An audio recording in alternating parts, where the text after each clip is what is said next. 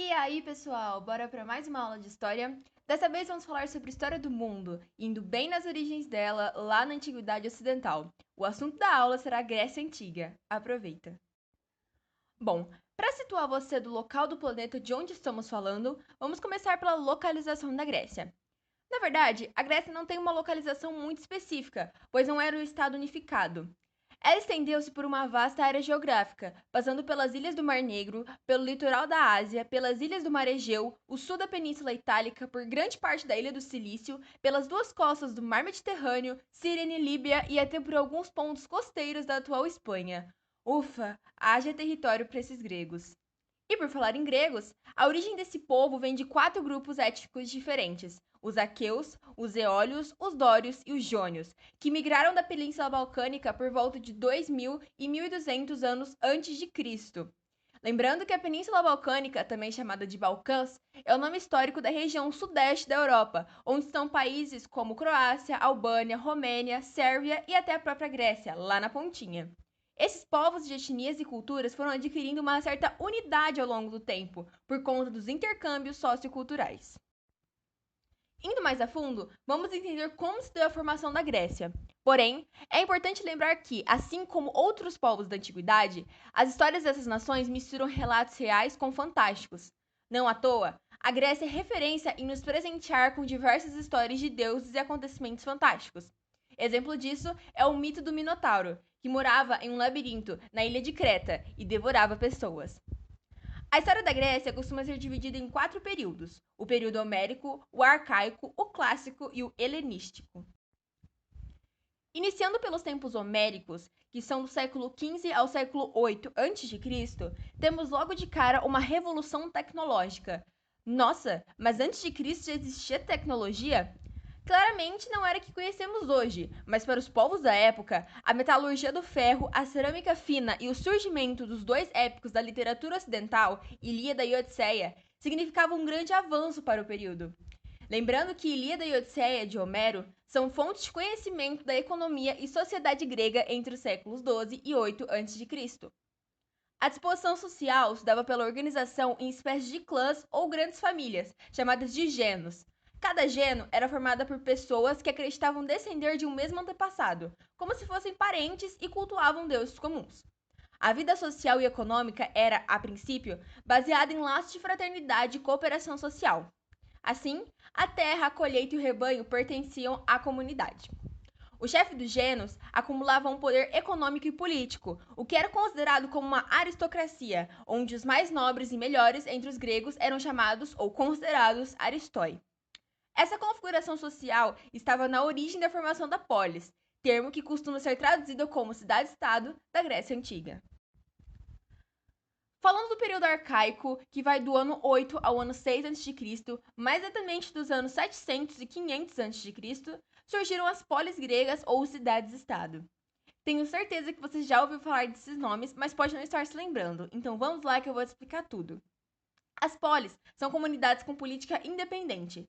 Haviam características comuns entre todas elas. As pessoas que viviam em uma mesma polis falavam a mesma língua, mesmo que com dialetos diferentes, e eles também tinham uma religião em comum, por exemplo.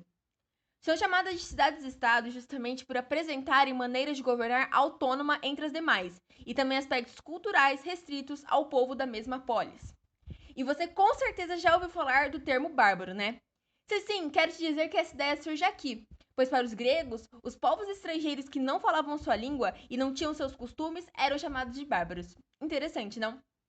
Embora de organização autônoma, as polis tinham sua estabilidade abalada por conta das crises econômicas, resultado do solo rochoso que prejudicava os rendimentos agrícolas. A solução encontrada foi a expansão da cultura grega para toda a costa do Mar Mediterrâneo e do Mar Negro, ocorrendo a colonização dessas regiões entre os séculos 8 e 7 a.C. E falando de cidades-estado, existiram duas grandes cidades que foram referência na Grécia Antiga: a cidade-estado de Esparta e a de Atenas. Começando por falar da cidade-estado de Esparta, ela localizava-se na península do Peloponeso, em uma região de solo apropriado para o cultivo de vinha, que é a plantação de videiras para a produção do vinho e também de oliveiras. Era uma cidade de caráter militarista e oligárquico. Tinha como um de seus principais objetivos fazer de seus cidadãos modelos de soldados, bem treinados e corajosos. Os cidadãos da cidade eram divididos em três principais categorias: esparciatas, periecos e ilotas. Os esparciatas eram os cidadãos espartanos, constituídos de homens livres, participantes do exército, dos negócios públicos e da política da cidade. Também eram proprietários de terra e deviam dedicar suas vidas ao Estado espartano. Os periecos eram também homens livres, mas que se dedicavam principalmente ao comércio e ao artesanato. Descendiam de povos dominados e não participavam das políticas, mas pagavam impostos. Os ilotes viviam presos à terra. Deveriam cultivá-la a vida inteira e não poderiam ser expulsos do seu lugar, pois com seus trabalhos sustentavam os cidadãos esparciatas. Esparta era governada por dois reis com suas principais funções sendo a militar e a religiosa. E, durante o período de guerra, um deles assumiu o controle do exército. Já a administração política da cidade era exercida por três órgãos diferentes: a Gerúsia, a Ápela e o Conselho dos Zéferos.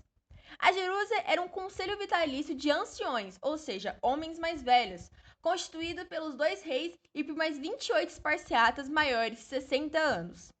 Tinha como objetivo a elaboração de projetos de leis e também a função judiciária. A Ápela era uma assembleia formada por espartanos maiores de 30 anos. Eram eles que elegiam os membros da Gerúsia e aprovavam ou rejeitavam as leis encaminhadas por eles. Já o Conselho dos Zéferos era formado por 5 membros eleitos anualmente pela Ápela. Eles coordenavam as reuniões da Gerúsia e da Ápela e também controlavam a vida econômica e social da cidade, aprovavam e rejeitavam leis e até fiscalizavam as atividades dos reis. Agora vamos falar da cidade-estado de Atenas. Atenas foi fundada pelos jônios, lembra deles? Um dos grupos étnicos responsáveis pela formação do povo grego. Pois é. Atenas situa-se no centro da planície da Ática, a 5 quilômetros do mar Egeu. Excelentes marinheiros e grandes navegadores dominaram grande parte do comércio pelo Mediterrâneo. A sociedade era agrupada em três categorias, assim como em Esparta: os cidadãos, os metecos e os escravos. Os cidadãos tinham direitos políticos e participavam do governo da cidade. Deveriam ser maiores de 21 anos, nascidos em Atenas, terem pais atenienses e eram de diferentes condições econômicas. Porém, é importante lembrar que essas restrições, as quais definiam quem era ou não ateniense, afetam de certa forma o conceito de democracia que foi fundamentado em Atenas. Isso porque essa democracia, que seria exercida pela maioria e representada pelos cidadãos, excluía alguns grupos da sociedade, como mulheres, escravos e estrangeiros, e até seus filhos, e também jovens abaixo de 21 anos. Cerca de apenas 10% da população desfrutava de uma cidadania e da democracia ateniense. Fique atento a isso. Já os metecos eram pessoas que viviam em Atenas, mas que não haviam nascido na cidade, eram os estrangeiros. Por conta disso, não tinham direitos políticos, eram proibidos de comprar terra, mas podiam trabalhar no comércio e no artesanato. Poderiam também serem convocados para o serviço militar e, em geral, pagavam impostos. Já os escravos eram os prisioneiros de guerra, comprados por estrangeiros no mercado de escravos ou eram filhos de escravos que viviam na cidade. E falando na política da época, todos sabemos que Atenas é o berço de onde o conceito da democracia nasceu. Mas como se deu isso? Bom, antes dessa ideia surgir, Atenas era governada por uma elite aristocrática oligárquica, chamada de eupátridas ou os bem-nascidos. Porém, com o surgimento de novas classes sociais, esses novos grupos também tinham interesse de participar na vida política da cidade. Assim, com a vitória do político aristocrata grego Clístenes em 510 a.C., houve a implementação da democracia ateniense, e o que antes era restrito apenas aos aristocratas, agora seria sendo estendido a todo aquele que fosse considerado cidadão da Grécia Antiga. A democracia ateniense assegurava alguns recursos, como a democracia direta ou o voto direto aos considerados cidadãos atenienses, a isonomia, que é a igualdade perante a lei, a isocracia, que é a igualdade de acesso aos cargos públicos, e a isegoria, que é a igualdade para falar nas assembleias. E falando do período clássico, que vai do século 6 ao século 4 a.C., em Atenas, viveram durante esse período artistas e intelectuais que se destacaram em diversos campos, como teatro, arquitetura, escultura, filosofia e história. Dentro da arquitetura, destacou-se a construção do Pártenon, em homenagem à deusa Atena, sendo considerada uma das maiores obras arquitetônicas da humanidade. A arquitetura da época também apresentava um grande destaque às colunas, que recebiam os nomes de acordo com seus modelos: modelo dórico, jônico e coríntio. As colunas dóricas eram simples e sombrias. Já as jônicas eram ornamentadas, mas de uma maneira que sugerisse a leveza. As colunas coríntias eram como uma variação das jônicas, porém mais rebuscadas e exuberantes. Na escultura, podemos citar grandes nomes como Praxíteles e Miron. Grande parte estava ligada à religião, mas não se restringia apenas a isso. Mesclavam o divino com o humano, o espiritual e o físico. Deuses e deusas eram representados em forma humana. Procurava-se traduzir conceitos de sentimento, como justiça, amor, guerra, paz e sabedoria. Já no teatro, os principais dramaturgos foram Ésquilo, Sófocles, Eurípides e Aristófanes. Esses autores criavam textos cômicos, as comédias, e também os dramáticos, que eram chamados de tragédias. Os atenienses apreciavam os diferentes gêneros teatrais e haviam festivais e concursos para isso. Nas ciências, aperfeiçoaram o alfabeto fenício, inserindo as vogais e os transmitiram a diversos povos. Difundiram seus gêneros literários, a lírica, a epopeia e o drama, dos quais derivam os romances, a novela, o ensaio, a biografia.